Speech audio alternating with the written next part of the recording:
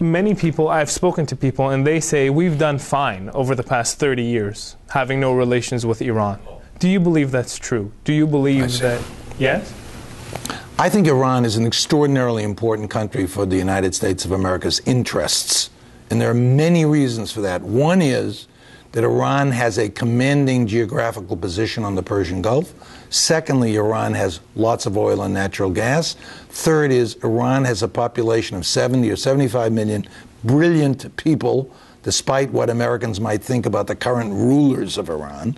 And that if one only looks at the contribution of Iranians who have come to the United States since the revolution, you see these amazing contributions made to American life, economy, society, creativity, intellectual endeavors by Iranians. I mean, it's unbelievable. There are 72 million Iranians, and the relatively small number in the United States have made great contributions. And you compare that to 300 million Arabs and the contributions they have made to the United States, it's totally incomparable. So there is no question in my mind that as the country that borders Iraq, as the country that borders Afghanistan, as the country that borders the former Soviet republics in the north and the Persian Gulf in the south, it would be extraordinarily beneficial for the United States to have good relations with the Islamic Republic. And one of the reasons we do not, certainly, is not because of the Islamic Republic, is because the United States is so hurt by the insults that have been launched against it by the Islamic Republic, which the United States has not thought carefully about, that the United States, in anger and embarrassment at the Islamic Republic, pushes them away. So is American political memory that deep? Because once again, many say it's not. They say if it's the issue of interest, the United States will come to the table, and this has certainly been beneficial, what's been happening in the status quo over the past 30 years. So why, if there is enough certainly beneficial, how the hell can anybody think They say it's been beneficial. The United States has military presence in the region. They have much better relations with the Arab neighbors and their oil supply. And having this sort of like Cold War enemy certainly helps certain agendas within the U.S. political system. Is that true? If it's not, why doesn't the U.S. at some point overcome this gap? It has to be understood that there have been attempts to overcome the gap to some extent, in particular by Bill Clinton and Madeleine Albright, his Secretary of State, who made overtures to Iran.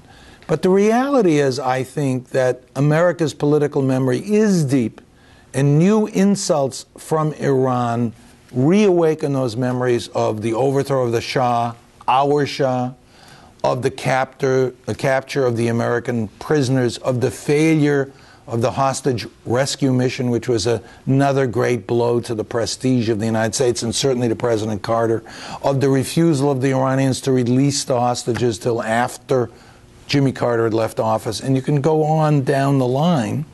And I think it is true that the Americans were deeply hurt by that and hold a grudge against Iran. It's equally true that I understand why the Iranians hold a grudge against the United States. And it would require some very visionary leadership to overcome this gap. It's very deep. We see President Obama right now with a policy of global engagement who would like to somehow come to terms with Iran. And I will tell you that if he makes overtures to Iran and offers to end the sanctions and make a deal with Iran, for example, even to give Iran security guarantees that we will not attack them, he will be beaten up by the Republicans for selling out to Adolf Hitler, and the Israeli lobby will all be all over Obama because he is like Chamberlain who appeased the Nazis and on it. I mean, he's going to get killed by the American political opposition. How much strength do foreign lobbies like AIPAC and how much influence do they exert on American policymaking? The right way to think about foreign lobbies is not in terms of AIPAC in particular, but the strength of Israel and the Israel lobby in general in American politics. And the answer is it has a staggering amount of power because American politics, unfortunately, now runs on the basis of money. And the Israel lobby is able to channel vast sums of money into the political campaigns of members of the House of Representatives, members of the Senate and the presidency itself. And that money buys a tremendous amount of support.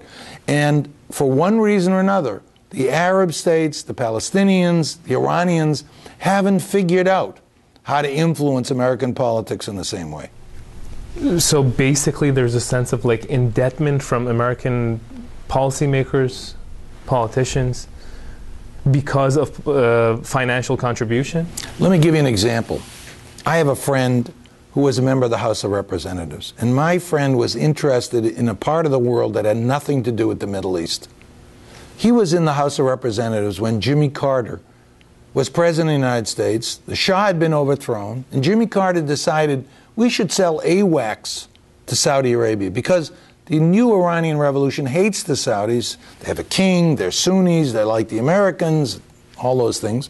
So to protect the Saudis from a possible invasion by Iran, let's sell Saudi Arabia AWACS. Well, this had to be approved by the House of Representatives and the Senate. My friend calls me up. He says, you know, I have to decide how to vote on this AWACS thing. What do you think?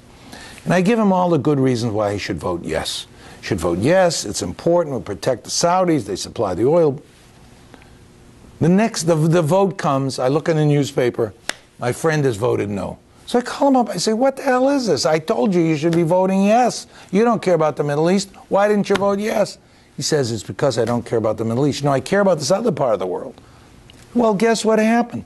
He said, all of a sudden I start getting telephone calls from pro-Israeli political action committees all over the United States. And they say, sir, we know you're running for re-election. We know you're running against a very wealthy opponent. We know you're the first Democrat to be elected in 100 years from your district. And we know you leaned a lot of money. Well, here's the maximum we can contribute to you is $5,000. But if you vote no on this AWACS, we're going to send you the $5,000. Well, he got calls from all over the United States, each one offering him $5,000. So he said to me, look, if I don't get reelected, I can't do what I care about, which has nothing to do with the Middle East. Nobody in my district cares about the Middle East. I don't have any Jews in my district. I don't have any Palestinians. Nobody cares. So what difference does it make to me? I have to get reelected so I can deal with that part of the world I really care about. So of course I voted no, because I needed the money. That's what I'm talking about.